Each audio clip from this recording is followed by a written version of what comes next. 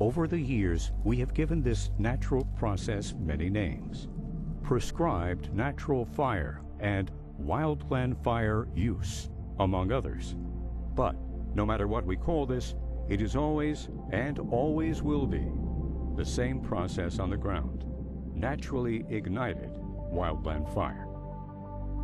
Natural wildland fire, most always ignited by lightning, that can be managed to accomplish specific resource management objectives. Objectives targeted for predefined geographic areas outlined in fire management plans.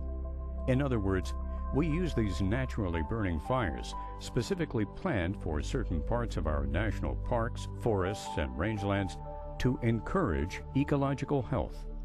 Ecologists and wildland fire experts unanimously agree that in certain ecosystems, this fire has served an essential role for thousands of years.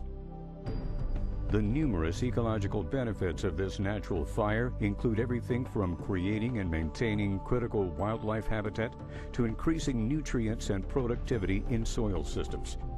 There's no question that these natural fire cycles help maintain the diversity of habitats for all species in an ecosystem, from wildlife to wildflowers.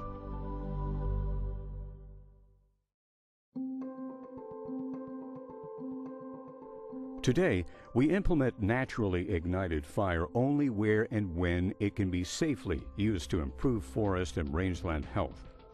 Such natural fires are now being managed in designated wilderness areas, larger national parks and monuments, roadless areas, and remote wildlands.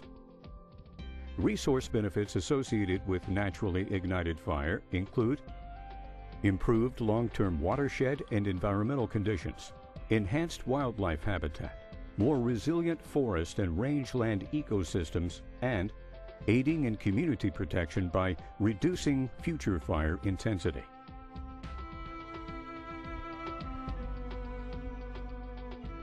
When a lightning fire starts on public land, federal policy requires that managers follow a complex series of decisions.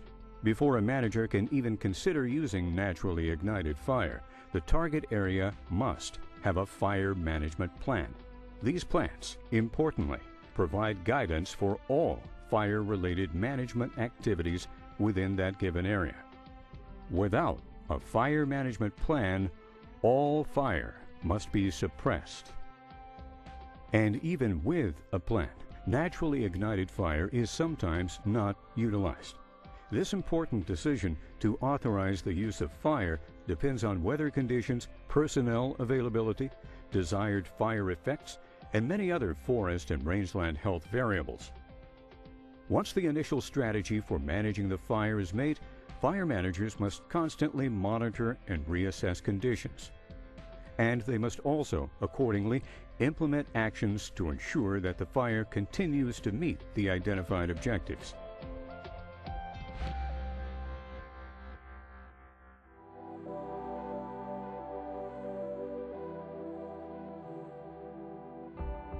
Today, thanks to the lessons of the past, implementing natural fire has evolved to become a viable and well-accepted management strategy.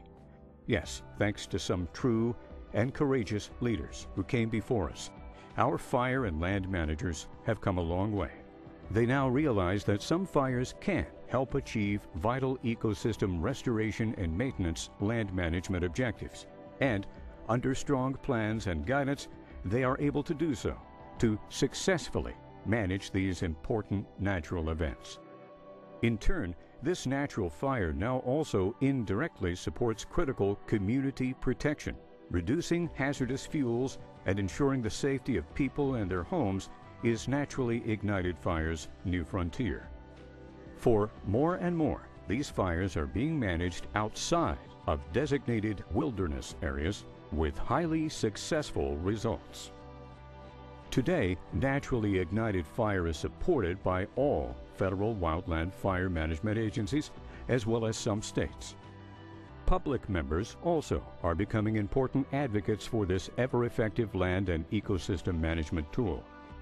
But, unfortunately, as you're about to see, And as our fire and land managers know all too well, it hasn't always been this way.